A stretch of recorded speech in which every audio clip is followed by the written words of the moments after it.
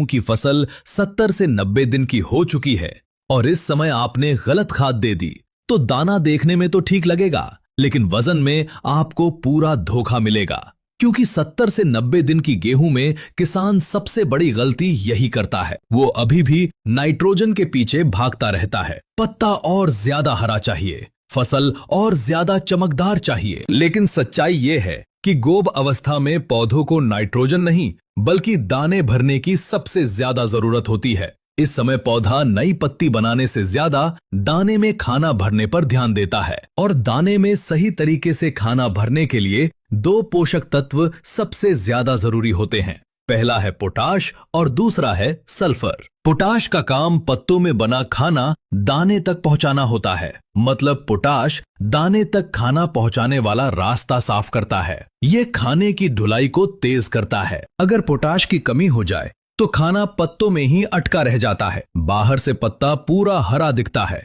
फसल देखने में बहुत अच्छी लगती है, लेकिन अंदर दाना हल्का रह जाता है। इसीलिए कई किसान कहते हैं कि फसल तो बहुत अच्छी थी, फिर भी वजन नहीं बना। भाइयों, ऐसे मामलों में अक्सर असली वजह पोटाश की कमी ही होती है। अब दूसरी जरूरी बात सल्फर की।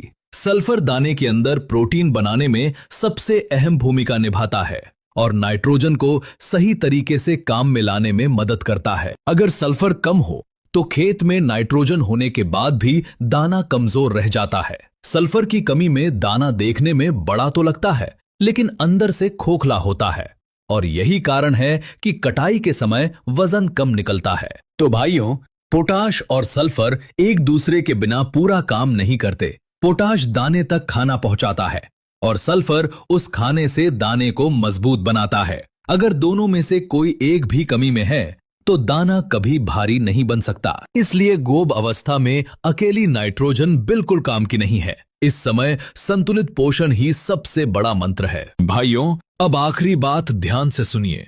गोब अवस्था में खाद का मतलब पौधे को दौड़ाना नहीं होता, बल्कि दाने को भरना होता है। अगर आपने इस समय पोटाश और सल्फर का सही संतुलन समझ लिया तो दाना अपने आप भारी बनेगा। लेकिन अगर इस समय भी आप सिर्फ हरी भरी फसल देखकर खुश हो गए तो मंडी में वजन आपको खुश नहीं करेगा। यही है गोब अवस्था का छुपा हुआ पोषण विज्ञान, जिसे समझ लिया तो पैदावार भी बढ़ेगी और तौल भी शानदार बनेगी। भाई, ये टाइम है यील्ड लॉक करने का।